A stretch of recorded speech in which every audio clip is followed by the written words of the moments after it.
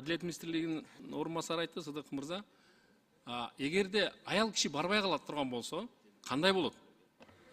Урматтуу Айбек Алтынбекович, чыкпай калды, эмне болот? эгерде бул жерде мындайда байтан бери аял деп атабыз, мен өзүм кошуп айтайынчы.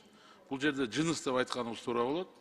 Албетте аял эмес, возможно бир эркек болуп калышы мүмкүн. Эки аял жеңип, үчүнчү квота менен эркек келип калышы мүмкүн да. Жыныс деп айтсак, бул туура болот. Анан эгерде бир жыныстын өкүлү болуптур аял дейли, аял жок болуп калса, шайлоо болбойт. Бул мыйзамдын талабы болот.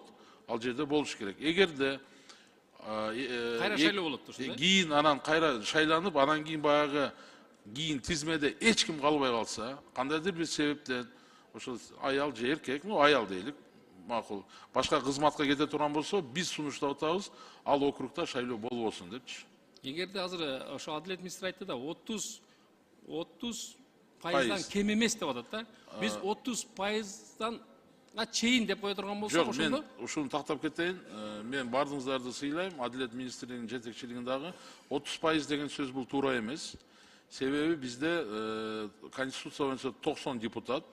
Эгерде 90 депутаттын 30%-ын алсак, 27 болуп калат. Анда 30 округтан 30-дан кем эмес деди. 30-дан кем эмес деп сүйлөш керекпиз. Ошондо бул туура болот.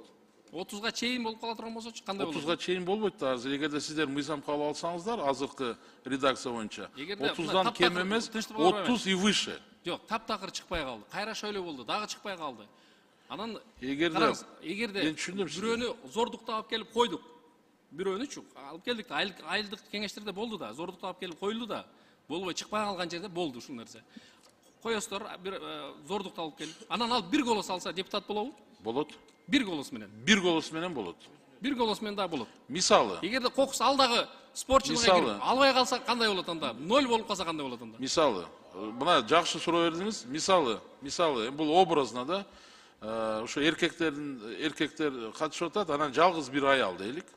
Жалгыз бир аял. Ошол эң көп добуш алган эки эркек мандатка ээ болот. Ошол катышып аткан аял жалгыз бир голос алса депутат болот. Эгерде ал испорченный болуп, добуш берилбеген болсо, анда ал жердеги шайлоону биз жокко чыгарабыз. Үгүтчүлөр боюнча оюңуз